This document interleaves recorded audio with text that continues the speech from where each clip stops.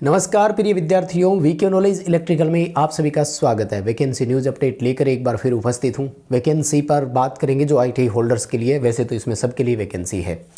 ITI holders के लिए बड़ी शानदार अपॉर्चुनिटी है। मुझे लगता है कि क्योंकि थोड़ी सी ना ये वैकेंसी कंडीशनल है, इसमें जो एजुकेशनल क्वालिफिकेशन रखी गई है वो एक तरह से कंडीशनल है, तो मुझे लगता है कि कुछ बच्चे उसको क्वालिफाई कर पाएंगे। पूरा कंप्लीट वीडियो देखना, एक एक पॉइंट पर चर्चा करेंगे। सिलेक्शन की प्रोसेस क्या रहेगी, एज कितनी है, फॉर्म कैसे अप्लाई करना है, इन्हीं सब पर आपको अपडेट देंगे। पूरा वीडियो देखना। चैनल से पहली बार जुड़े हैं तो सब्सक्राइब कर लीजिए। हम इसी तरह का अपडेट, कंटेंट और न्यूज़ नोटिफिकेशन इस चैनल पर आपको प्रोवाइड करवाते हैं। माय डियर, इस वीडियो के डिस्क्रिप्शन में लिंक दिया गया है, हमारा टेलीग्राम जरूर ज्वाइन कर लीजिए, क्योंकि जब भी वैकेंसीज से अपडेट कोई भी आता है तो सबसे पहले टेलीग्राम पर उसका अपडेट प्रोवाइड करवाते हैं। ये पूरा नोटिफिकेशन भी आपको हमारे टेलीग्राम पर मिल जाएगा, आप वहाँ से ले सकते हैं। तो टेलीग्राम पर आगे जैसे इसका कोई एडमिट कार्ड आता है, एग्ज़ाम डेट आती है, आंसर की आती है, पेपर होता है, रिजल्ट आता है, तो वो सब अपडेट वहीं पर देते हैं। सो आप टेलीग्राम पर हमारे साथ जरूर जुड़ें अगर सूचनाओं से अपडेटेड रहना है तो।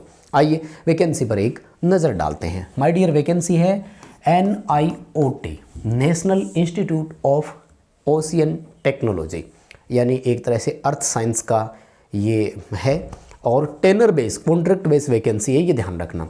वैकेंसी परमानेंट बेस पर नहीं है, कॉन्ट्रैक्ट बेस पर है और प्रोजेक्ट के लिए है। वैसे तो ये एक्सटेंड होते ही है, हमने देखा है अब तक जितने भी कॉन्ट्रैक्ट बेस पे वैकेंसीज होती है ना, इनमें ये मोस्टली एक्सटेंड होती ही है।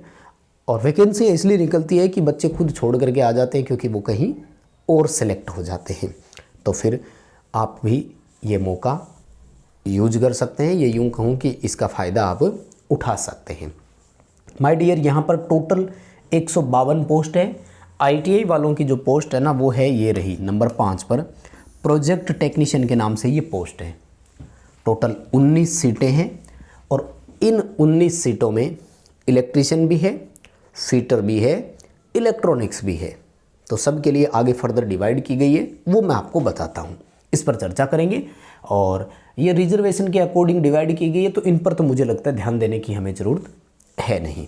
आ जाइए, मैं आपको ले चलता हूँ इस डिटेल पर। आगे अपन पूरा इसका टर्म कंडीशंस है वो भी साथ में पढ़ेंगे। मैं सबसे पहले आपको वैकेंसी डिटेल पर ले चलता हूँ। चलिए माय डियर, ये है आईटीआई वालों के लिए, देखो जी, है ना।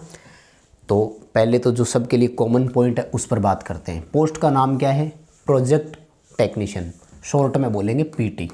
प्रोबेशन ट्रेनिंग नहीं बोलेंगे ना, राजस्थान में पीटी प्रोबेशन ट्रेनिंग को बोलते हैं। 19 सीटें हैं, 20,000 रुपये आपको सैलरी मिलेगी, प्लस HRA मिलेगा। HRA मतलब हाउस रेंट अलाउंस।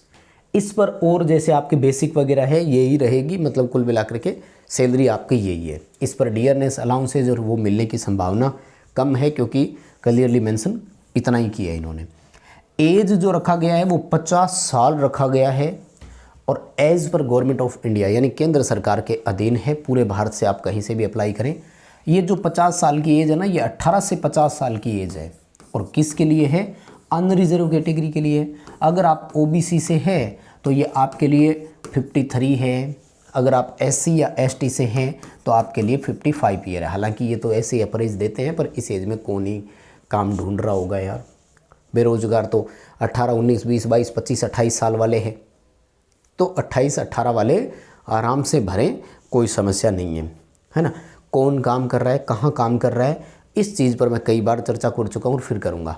देखो, इस भर्ती के लिए आप तब अप्लाई कर सकते हैं जब बिल्कुल बेरोजगार बैठे, यानी फ़िलहाल के लिए आपके पास कुछ भी नहीं है, तो मुझे लगता है अप्लाई करना चाहिए, क्योंकि 20,000 रुपये कम नहीं होते। कम से कम एक बेस तो बने जिससे आप कुछ अपना डिसीजन ले सकें, आगे बढ़ सकें। दूसरा, अगर आपके पास पहले का कभी कोई किसी तरह का मतलब काम का अनुभव और ये चीज़ें कम है, तो मुझे लगता है कि आपको ट्राई इसमें कर लेना चाहिए, खास तौर से उन बच्चों ने जिन्होंने काम किया हुआ हो पहले से। एजुकेशनल क्वालिफिकेशन और डिटेल पर आता हूँ माय डियर। सबसे पहले देखो, फिटर वालों के लिए 5 सीटें हैं, 2 अनरिजर्व की, 1 ST की और 2 OBC की है। यहाँ पर EWS और उनके लिए सीट नहीं है। पोस्ट का नाम होगा PT फिटर, यानी प्रोजेक्ट टेक्नीशियन फिटर। क्या मांगा गया है? 2 वर्ष की ITI होनी चाहिए फिटर ट्रेड में, और साथ में 2 साल का एक्सपीरियंस भी होना चाहिए।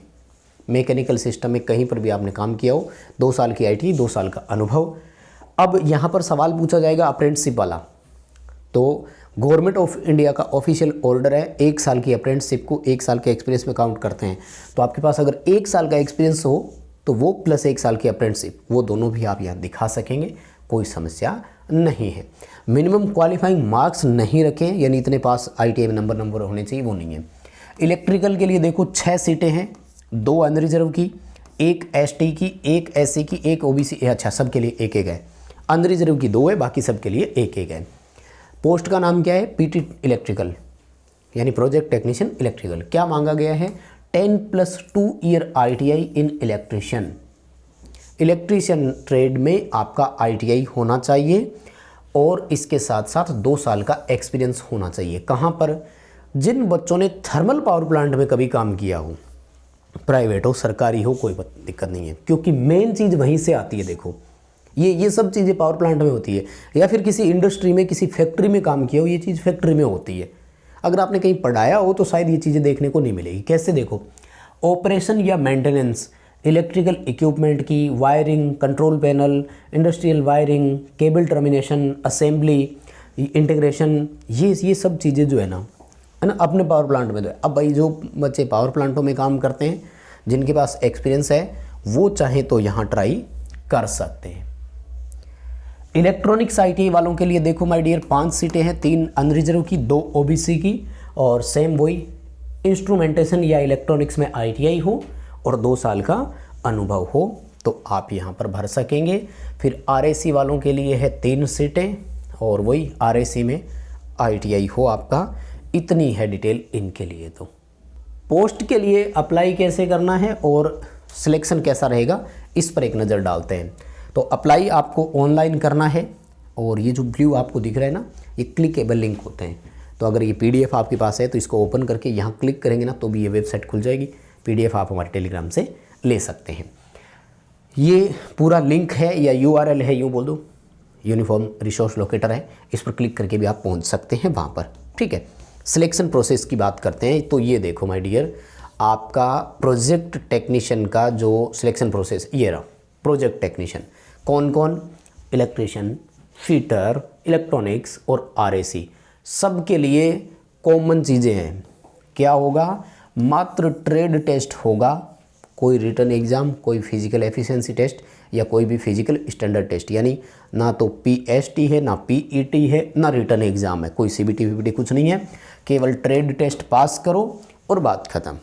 क्या होगा? देखो, इलेक्ट्रीशियन वालों का 5 फरवरी 2025 को है, फिटर वालों का 9 जनवरी 2025 को है, इलेक्ट्रॉनिक्स वाला 5 फरवरी, अच्छा बाकी सबका 5 फरवरी को ही है। एक फिटर वालों का पहले है, 9 जनवरी को हो रहा है। तो अभी अगर 5 फरवरी आज के हिसाब से देखें तो आपके पास लगभग 2 महीने का समय तो है। तो 2 महीने के समय में आप अपने ट्रेड टेस्ट की भी अच्छे से तैयारी जो है वो कर सकते हैं। ठीक है, ट्रेड टेस्ट वगैरह होगा कहाँ पर? तो ये सारे के सारे चेन्नई में ही होंगे। चेन्नई के लिए वैकेंसी है तो चेन्नई में ही होंगे। फॉर्म ऑनलाइन अप्लाई करना है, उसके लिए लास्ट डेट आपको मैं बता देता हूँ।